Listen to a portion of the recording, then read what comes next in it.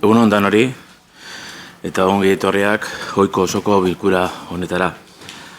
Aztergaiari jarraituz, lehenengo puntua, 2022ko irailaren 30ko osoko bilkuraren eta onartzea hala badaukio. Hau batez onartzen dugu.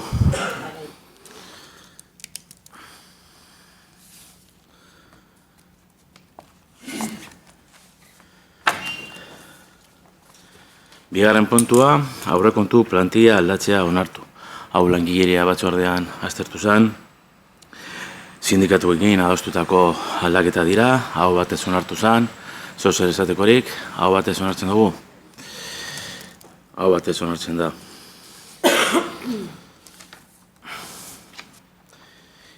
Hirugarren puntura joko dugu, lanpostuen zerrenda aldatzea onartu. Hau honek bestien ondorio dakar, hau batez onartu zen, hau batez onartzen dugu. Laugarren puntua, onartu Durangaldea enpresa ekimena dek elkartea sortzea. Hau sustapen eta enplegu batzordean aztertu zen, hau batez onartu zen. Bai, Ander? Egunon, Durangaldea enpresa ekimena, dakizun moduen Bilduk ere parte hartzen da, baina gustoko jakun bertan gure iritzia azaltzea. Gure ustez, egin den lanketa edo enpresa batek egin duen lanketa edozein eskualderako ere balio dezake. Ez da zehaztuta zehatz Durangalderantza. Elkartearen funtzioak eta helburuak oso generikoak dira. Beraz, gure ustez, asko gehiago landu behar da, elkartearen egitekoak eta eskualde hau, Durangaldea, osatzen dugun udal bakoitzaren errealitatera egokitu behar da. Ez da berdin adibidez Garai, edo Zornotza, edo Mainari Zurtza, edo Abadiño, adibidez. Erabakiguneak eta finantzazio ondo definitu behar ditugu, kuotak, non eta nortzuk erabaki. Eta jakin ere, udalei berez zer suposatuko dien. Existitzen diren bestelako erakunderikiko izan beharreko elkarlana aztertu eta definitu behar ditugu. Adibidez, Durangaldeko behargintza edo landa garaparen elkartea, adibide batzuk jartzearen.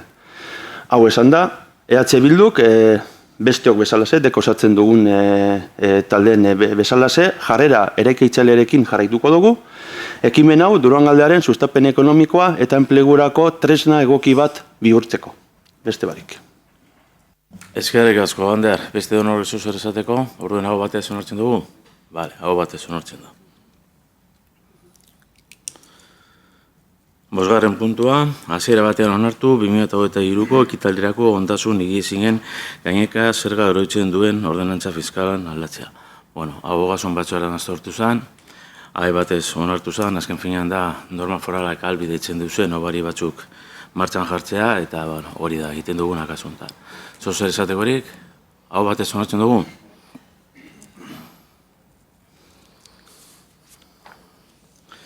Zigarren puntura joko dugu, aurrekontu aldaketa, hasiera batean onartzea, kreditu gehigarriak 11. zenbakia. Kasu honetan, kreditu aldaketa bat da, dano dakigunez, hor igoera bat hau, funtzionarioen igoera, 1,5%, eta hori bermatzeko kreditu aldaketa hau egin da. Uste dut hau batez onartu zala, hau batez onartzen dugu?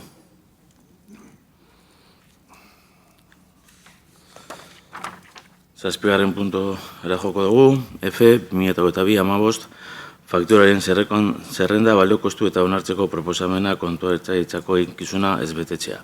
8. espedientea. Hau ogasun batzordean aztertu zen, hau batez onartu zen, hau batez onartzen dugu.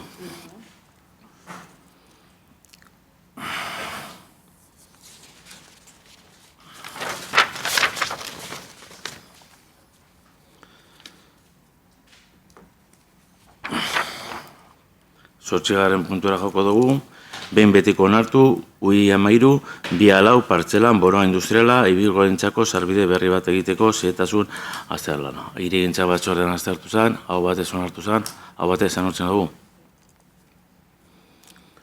9. puntua, behin-behiniko onartu, Larrea auzoko 31 zenbakiko Aintzinako garagardotegia hiriantomenduko plan berezia. Hau hirigintza batzordean aztertu zen, hau batez onartu zen, hau batez onartzen dugu.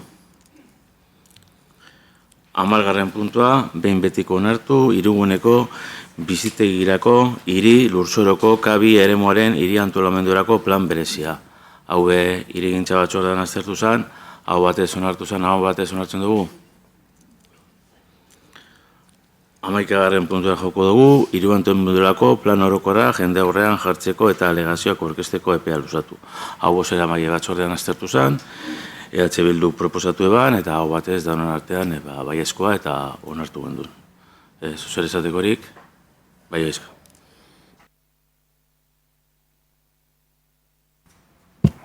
Bueno, egun ondan hori. Zornotzako hiri antolamenduko planak, batzuetan guretzat ulergaitzak iruditu zaizkigun atzerapenak izan ditu azkenengo urteetan. Eta hori, iritzi hau askotan azaleratu dugun gauza bat izan da. Baina orain, informazio eta parte hartze fase baten aurkitzen gara, gure ikuspuntutik tentuz eta presa gabe gaia jorratzeko momentu batean. Apo batek, herri eta herritarren etorkizuna baldintzatzen dago, eta horre definizioan herritarren parte hartzea bermatzea ezinbestekotzat joten dugu. Uztailean 15-ean, dagoenak igunez, hasierako onespena eman zitzaion, planari. Gero udagaiagai hortan triptikoa banatu ziren, buzoneatu ziren. Uztailean deialdia luzatu ondoren irailean bilera ireki bat egin zen. Ez dira izan data onak planaren zabalkundea ganoraz edo egiteko. Irailean hasita, herritarrak aukera auki dabe, teknikariekin eta horretan dabiz, teknikariekin itzordu hartu eta bilerak egiteko. Puntu honetan bebai, eskertu eta goraipatu nahi dugu teknikariek egiten ari diren lana, uste dugu lankarga handia dekiela egun hauetan, eta zalantzarik ez dugu euren onena emoten dabizela. Baina, dokumentu komplexu da, zaila da plan honek dituen albo eta ertzu guztiak azaltzea, ez da? Eta azkenengo asteetan, hori dugun bezala, jendearen degandeik hurbil egotearen politika jarraituz, Zornotzar askorekin egon gara, auzo ezberdinetan egon gara, eta ohartu gara, herritar gehienak ez daukatela apoaren gaineko informaziorik edo ezagutzarik, ez da alegazio ekarpenak edo iradokizunak aurkezteko eperik dagoenik ere. Planak zuzenean eragiten dien herritar askok ere ez dute udalaren asmoen berri. Inplikatu informazio emotea, uste dugu prozesuaren osagai beharrezkoa dela eta garrantzitsua, gero nahi badugu herritar horrek prozesu horretan parte hartzea. Eta egoera guzti hau, deskribatu dugun, egoera guzti hau ikusita horregaitik pasadan astean, hirigintza batzordean proposatu gendun, hasiera baten iradokizun, alegazio edo ekarpenak egiteko epe hori urriaren 31 astelenean bukatzen zen epe hori luzatzea. Herritarrak denbora nahikoa izan dezaten, dokumentazioa aztertu eta ekarpenak, alegazioak prestatzeko eta baita informazioa herritari helarazteko bideak handitu ahal izateko.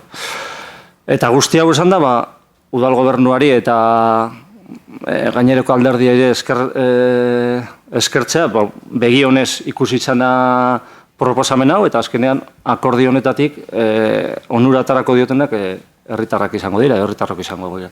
Besterik ez, eskerrik asko.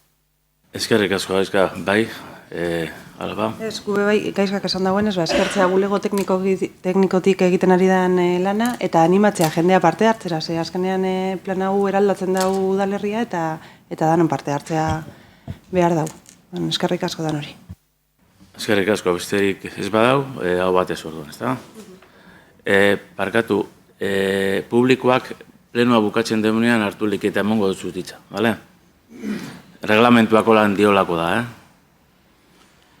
Bai, 12. puntura joko dugu. 12. puntu ondorengo alkateen dekretu berri ematea. Hemen dekretu bideko guz, lehenengoa da 1907, transferentzi kreditu global badu zenbakien espedientea. Hemen transferentzi bat egiten da 70.000 eurokoa kreditu globaletik. Eta bigarrena 1900 eta 89 alkatetza dekretu, kreditu bigarren almarren zenbakin espedientea, eta kasu honetan arlo desberdinetako partida txikiak urte aurrera doala horrek ajustatzeko. 10. puntura joko dugu, ondokoaren berri ematea ezkontza zibilak egiteko alkatearen eskumena eskorretu izana.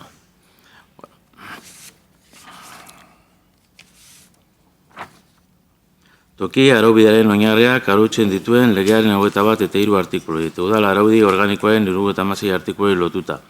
Kode zibilaren 51 artikuluak eta toki erakundearen antolaketa jarduera eta erregimen juridikoari buruzko arauaren 54 artikuluak ematen dizkidaten eskudantzaz baliaturik ondorengo erabakia hartu dut. Alicia Hernández Zil, Amorita Etxano udaleko zinegotzi handeren esku ustea ondorengo eskontza behimentzeko ailmena.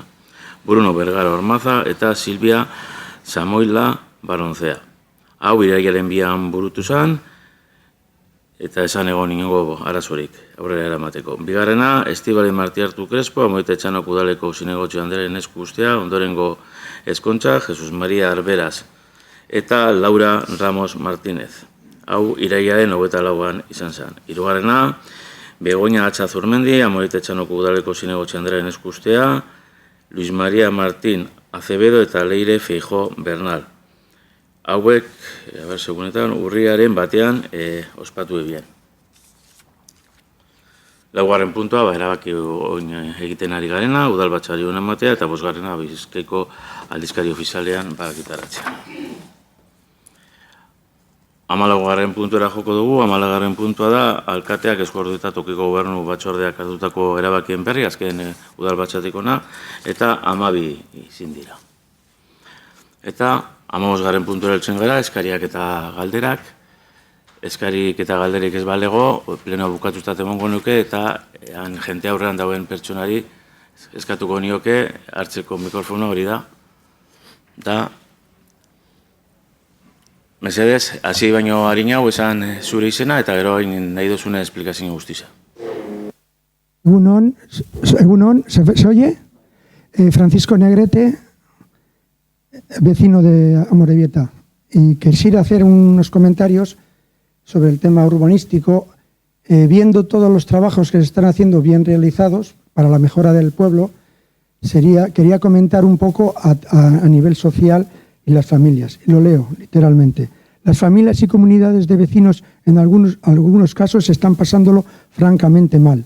En aspectos de mejoras en sus viviendas y edificios, se tendría que dotar de ayudas a las familias más necesitadas, incluso a nivel municipal. Lo mismo que el pueblo necesita sus reformas, también los edificios, y para que no haya barrios que se conviertan en guetos y zonas marginales, por no tener recursos algunas familias. Por el momento que atravesamos económicamente, las personas son prioritarias. Eskerrik asko.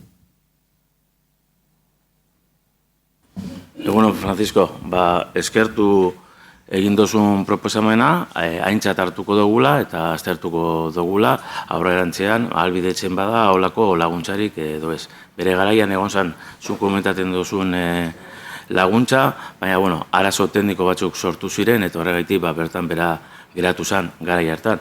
Berriro aztertuko dugu, eta aukera ikusten badugu, zure proposamena aintzat hartuko dugu, eta nola ez, herritarrei laguntza emon. Eta berriro eskerrik asko egindako proposamenagatik. Besterik? Besterik ez bada, bukatzuta... parkatu. Hartu mikrofonoa, mesedez. Egunon, señorías. Me llamo Andrea, soy vecina de Amorebieta Etxano. Estoy empadronada en este pueblo hace 19 años. Vengo a decir sobre la ley de discapacidad, la ley 30 de 2015 del 8 de diciembre. Oponemos las normativas vigentes en plan de que las personas tengan acceso sin tanta burocracia, o no sabemos la más qué hacer.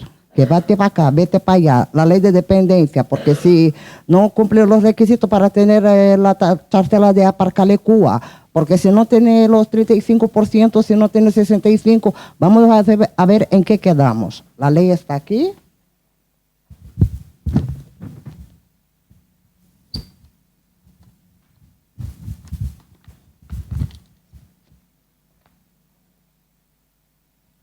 Y es la normativa vigente. ¿Vale? Tanta burocracia. tanta burocracia y nosotros padeciendo lo que es la desgracia. Eskerrik asko. Eskerrik asko zure ekarpenagaitik. Egingo duguna da, ez dakit zure kasua zertan datzan, nondik nora doan, eta nahi ezkero, egongo arazoaz, aztertuko dugu zure kasua, eta behintzet udalen partetik bada arazoa gertatu dela, nola ez aldatu ingo dugu eta bultzatuko dugu. Ez dakiguna kasu honetan, hor badakizu diputazioak eta beste erikoei dauela, eta ez dakit euren erroa izango da, edo ez, baina behintzat egongo gara pleno bukatzen danean, eta laguntzeko prest, beste edozein herritarraren moduan. Besterik, orden bukatzutat emongo dugu, eta, ia eguraldi hau, eguraldi normalera itxutzen garen, ez dakit nola bukatu behar dugu. Asteburu nahi izan danok.